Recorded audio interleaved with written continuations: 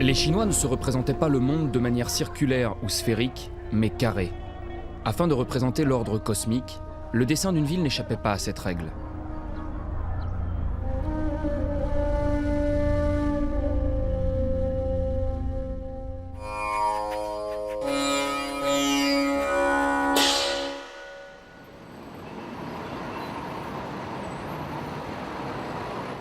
Conçues comme un gigantesque damier, les constructions de base étaient généralement fortifiées et hiérarchisées suivant leur éloignement du centre. Aucune ville chinoise n'illustre mieux ce principe que Pékin. Les Pékinois se lèvent tôt pour accomplir des exercices physiques. Badminton, cerceau, assouplissement et traction font partie d'une longue tradition chinoise.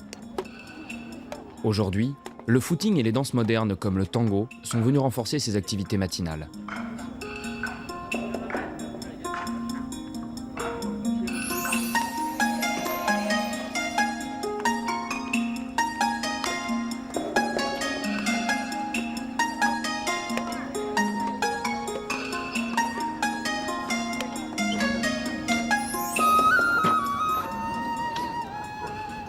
La gymnastique tient une place importante dans ce pays qui collectionne de nombreuses médailles lors des grandes manifestations internationales.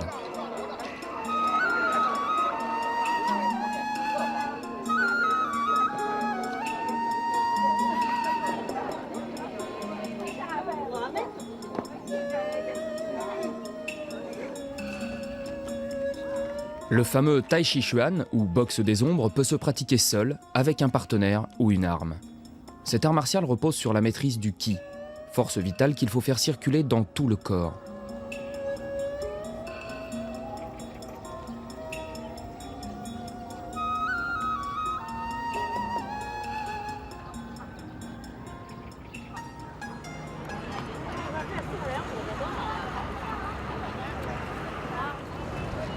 À l'heure du départ pour le travail, une horde de vélos envahit les larges avenues fréquentées par quelques voitures. Dans un pays où le niveau de vie s'avère encore bas, la bicyclette reste le moyen de transport le plus utilisé. Comme dans la plupart des grandes métropoles, les transports publics se répartissent entre les autobus et le métro. Malheureusement, ce dernier est encore peu développé à Pékin. Fondé sous les Ming et ouvert aux visites depuis 1949, le parc du Temple du Ciel couvre 270 hectares qui abritent 3 principaux édifices. Au sud, s'élevant sur une triple terrasse de marbre délimitée par 360 balustres symbolisant les 360 jours de l'année lunaire, l'Hôtel du Ciel.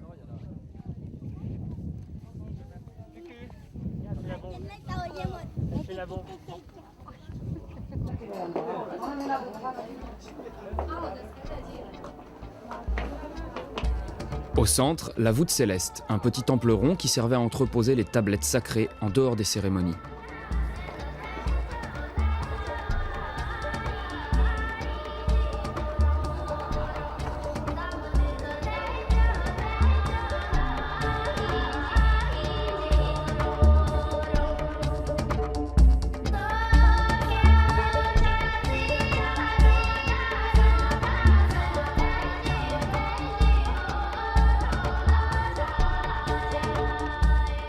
Au nord, la salle de la prière pour les bonnes récoltes.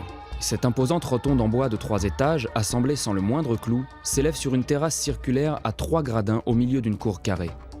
Son triple toit, couvert de 50 000 tuiles d'un bleu profond, est soutenu par 28 colonnes. Les 4 piliers centraux symbolisent les 4 saisons, les 24 autres, les 12 mois de l'année et 12 tranches de 2 heures par jour.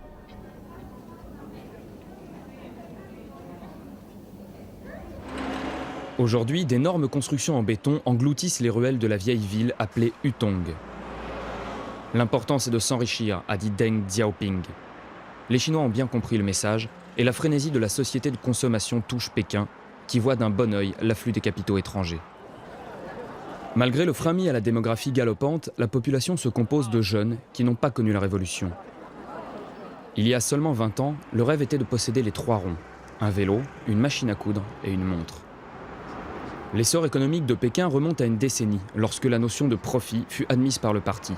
Les buildings ultramodernes traduisent bien la volonté de modernité et d'intégration dans le système économique mondial.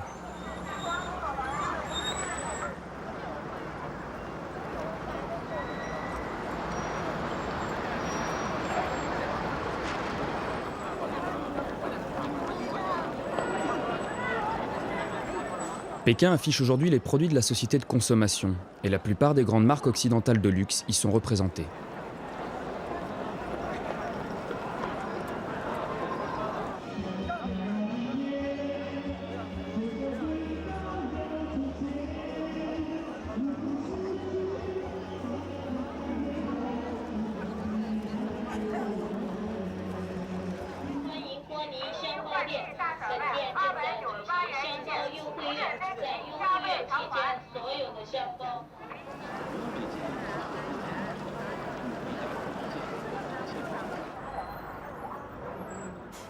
Le Pékin traditionnel n'a pas disparu. À côté des grandes artères, les hutongs vous plongent dans le passé.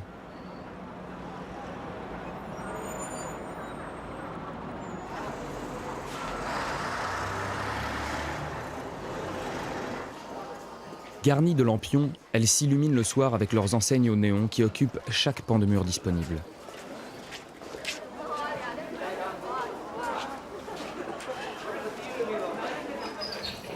Célèbre de tout temps pour ses antiquaires et brocanteurs, la rue Liulichang est aujourd'hui bordée de riches boutiques à l'ancienne pour touristes.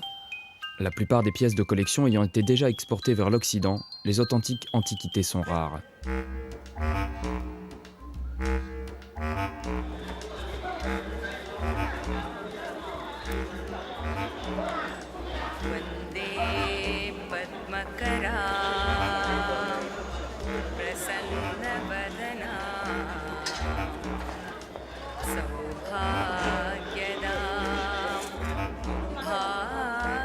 Rue d'Azalampe, la grande pharmacie attire de nombreux provinciaux.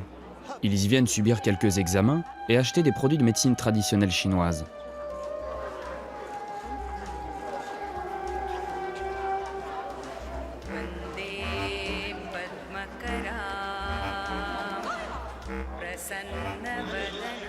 Les maisons à cour carré appelées Xieyuan possèdent des façades percées avec art pour laisser pénétrer la lumière du jour et se fondre dans le paysage. Ces maisons traditionnelles ont conservé leurs façades peintes. Des calligraphies invoquent le bonheur et la prospérité ou désignent la fonction du bâtiment. Les dragons sont censés protéger la demeure des mauvais esprits.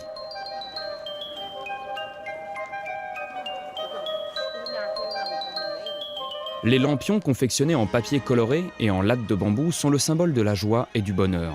Souvent sphériques, ils peuvent aussi représenter des animaux tels que poissons, lions, papillons ou cheval. Les hutongs regroupent un grand nombre de petites échoppes fréquentées par les Pékinois. Le nom des hutongs évoque les métiers des riverains sous les Ming, allée des fabricants de cordes d'arc, de la soie, du chapeau, allée du camp mongol ou du camp musulman. Mais ils peuvent également évoquer leur forme géométrique, allée de la corne du buffle, allée de la queue du chien.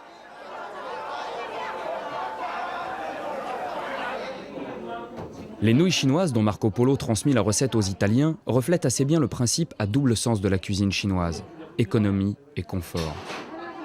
Les aliments sont souvent coupés ou laniérés, ce qui réduit le temps de cuisson avant d'être accommodés de sauce. Dans un pays qui connut des famines endémiques, se restaurer est une affaire sérieuse, comme en témoigne la phrase qui a valeur de bonjour. Chiguo lema. Avez-vous bien mangé ? L'abondance de mets et de sucreries rencontrées à chaque coin de rue provoque un nouveau phénomène jusque-là inconnu en Chine, l'obésité. Ce fléau touche surtout les enfants, phénomène aggravé par la politique de l'enfant unique choyé par les parents.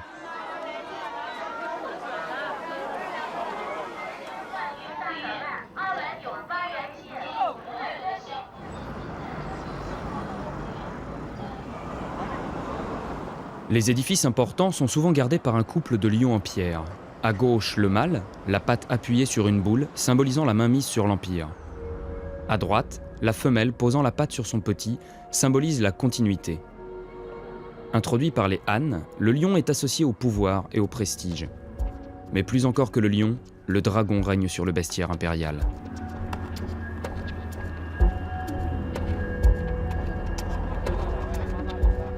La superficie de la place Tiananmen fut quadruplée dans les années 1950 afin de pouvoir accueillir 1 million de personnes.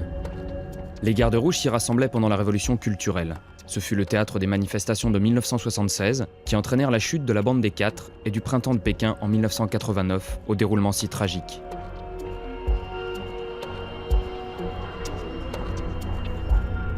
Des monuments symboles de la Chine nouvelle furent édifiés suivant le traditionnel axe nord-sud. À l'ouest s'élève le palais de l'Assemblée du peuple, imposant bâtiment de style soviétique qui abrite la session de l'Assemblée législative.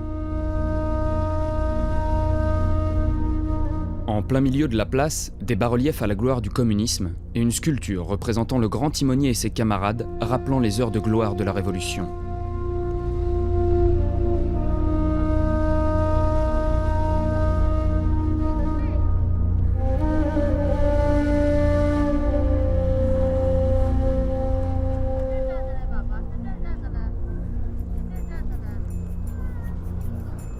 À l'est, le palais des musées abrite le musée de l'histoire de la Chine et le musée d'histoire et de révolution. Entre ce palais et la porte antérieure fut ajouté le mausolée de Mao Tse-tung qui voit chaque jour affluer une queue interminable.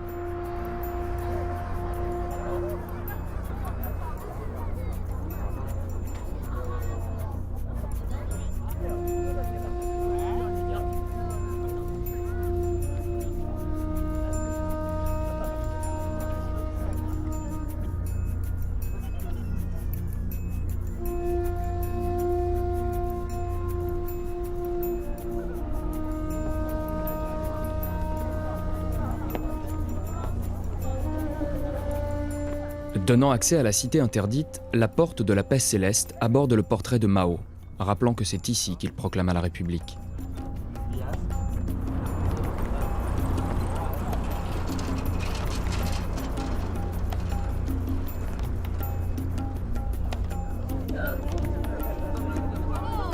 L'emblème de la République populaire de Chine, placé au-dessus de son effigie, reprend la porte de la paix céleste pour immortaliser l'événement.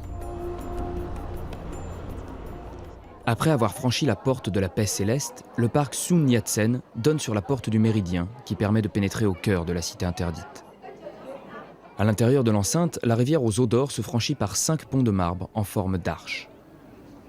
Passée la porte de l'Harmonie suprême, une cour intérieure conçue pour rassembler 90 000 personnes possède en son centre le plus vaste édifice de la cité, la salle de l'Harmonie suprême.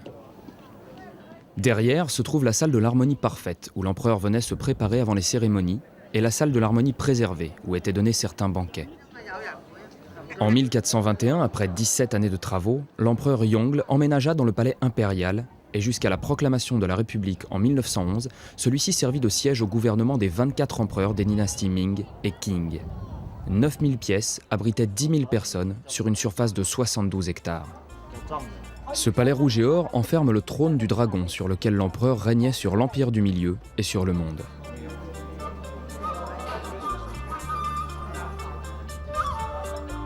Devant les constructions, les énormes vasques de bronze doré servaient de citernes pour parer aux éventuels incendies. Les immenses encensoirs en bronze qui représentent des animaux permettaient de parfumer la cité.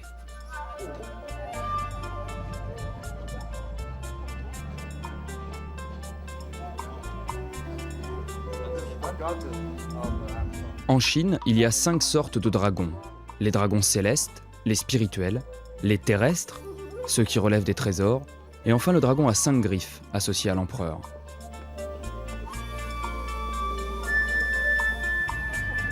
Les tuiles jaunes vernissées réservées aux palais impériaux couvrent les toits incurvés en ailes de faisan, dont l'élégante courbure est censée porter bonheur.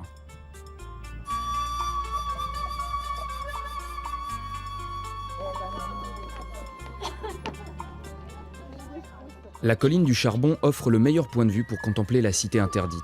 Cette colline artificielle fut érigée avec la terre des douves du palais au XVe siècle.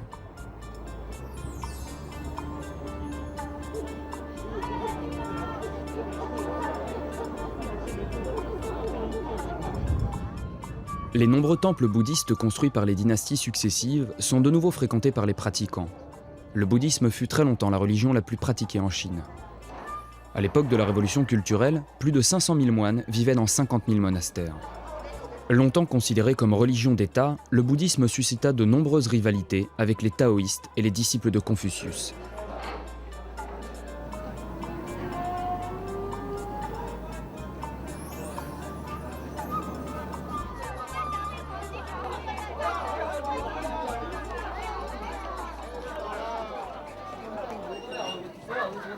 Le marché aux oiseaux reste une tradition en Chine. On en trouve dans toutes les grandes villes, comme celui bien connu de Hong Kong. Du nord au sud, les Chinois aiment élever des oiseaux chanteurs appelés huamei. Ils les promènent en cage pour les suspendre à une branche d'arbre, dans la rue ou dans les parcs. Le chant des oiseaux anime aussi les maisons.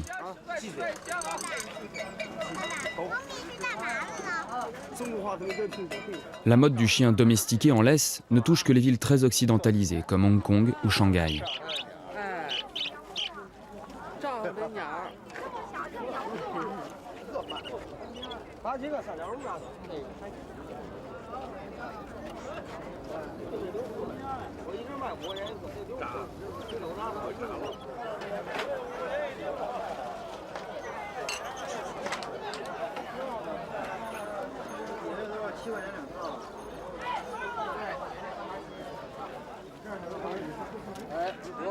Les vers rouges servent d'aliments pour les oiseaux et les poissons. Pas de bassin dans une maison sans poisson qui l'anime.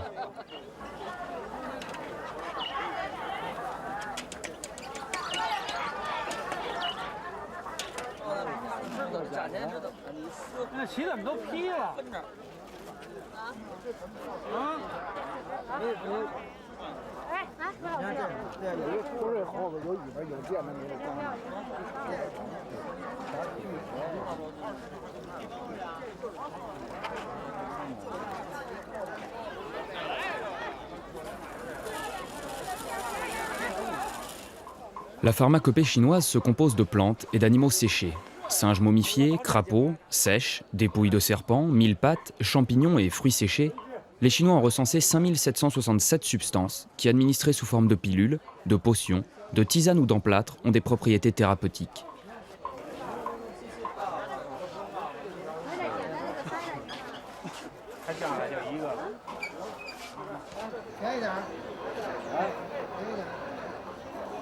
La place Tiananmen reste le lieu favori des adeptes du cerf-volant. Leurs motifs et leurs formes variées représentent souvent des animaux. Aigles, insectes, papillons, grues, mille pattes, poissons rouges, mais aussi phénix et dragons.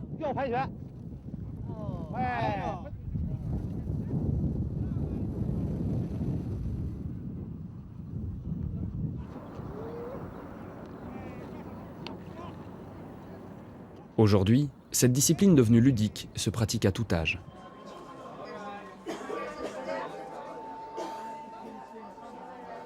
L'empereur Yongzheng décida de faire construire une vaste retraite estivale au nord de Pékin, le palais d'été.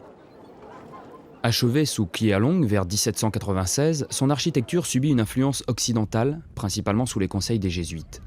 Mise à sac en 1860 par les troupes franco-britanniques au cours de la Seconde Guerre de l'opium, il ne reste aujourd'hui que quelques ruines.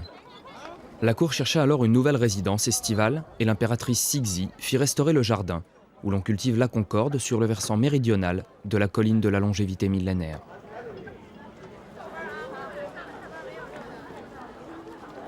Comme dans tous les jardins classiques chinois, ce sont les cours d'eau et les collines qui déterminent la configuration du site.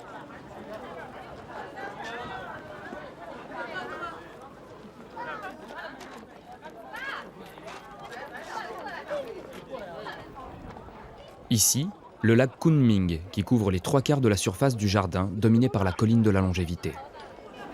L'accès au palais se fait par la porte de l'Est. Une galerie couverte décorée d'innombrables scènes de la mythologie chinoise, appelée la Longue Galerie, longe la rive nord du lac pour relier les bâtiments harmonieusement disposés.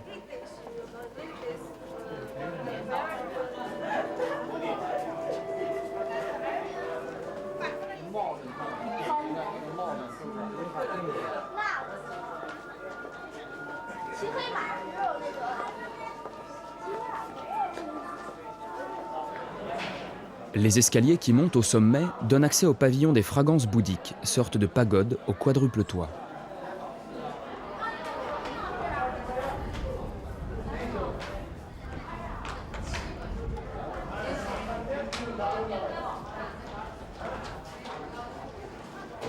Quadruple toit orné de créatures mythiques aux extrémités des faîtages qui protégeaient des incendies, de la foudre et éloignaient des mauvais esprits.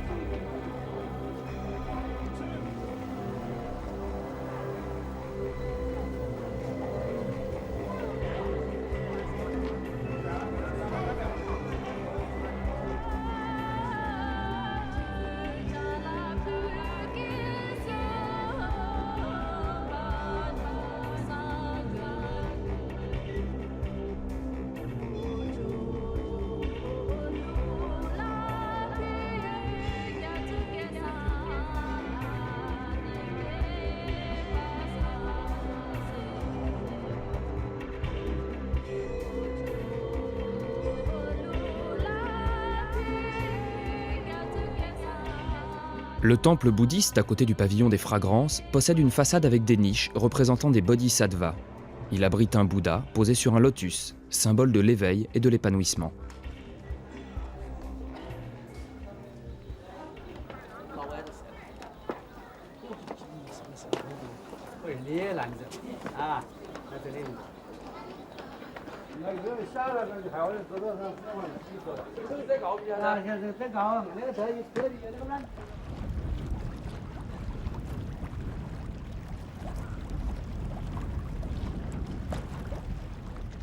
Les balades du dimanche sont entrecoupées de haltes dans les restaurants qui grouillent de monde.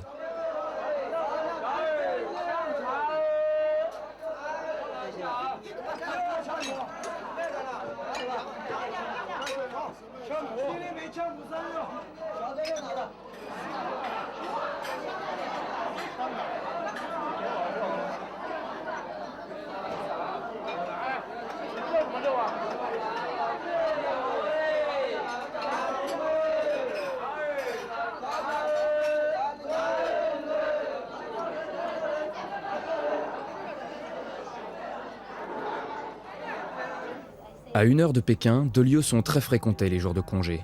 Le tombeau des Ming, où reposent 13 des 16 empereurs, et la Grande Muraille de Chine. Les invasions mongoles ont toujours obsédé les dynasties Han. Orientés vers les territoires barbares, les créneaux de briques noires qui défendent la Grande Muraille s'étendent de la mer de Bohai jusqu'au désert de Gobi, cumulant ainsi une distance de 5000 km. Tous les empereurs depuis le 7e siècle avant Jésus-Christ contribuèrent à renforcer ou prolonger cette muraille titanesque qui ne jouera aucun rôle stratégique déterminant au cours de son histoire. Désormais accessible aux visiteurs sur plusieurs tronçons, la partie située au nord de Pékin est parfaitement restaurée, mais très peu fréquentée. Elle attire tout de même quelques Pékinois et touristes étrangers qui trouvent là une ribambelle de marchands de souvenirs censés représenter la grandeur de la civilisation chinoise.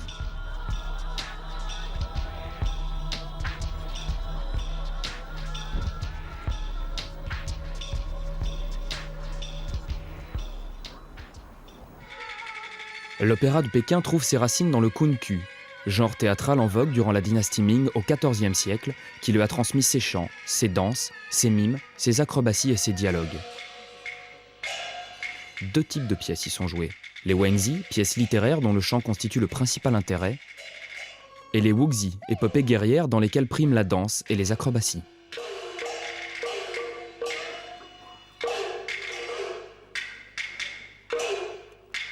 Pékin a été le centre du monde jusqu'en 1912. Voyageurs connus, écrivains célèbres et hommes politiques se croisaient dans cette capitale au nom mythique.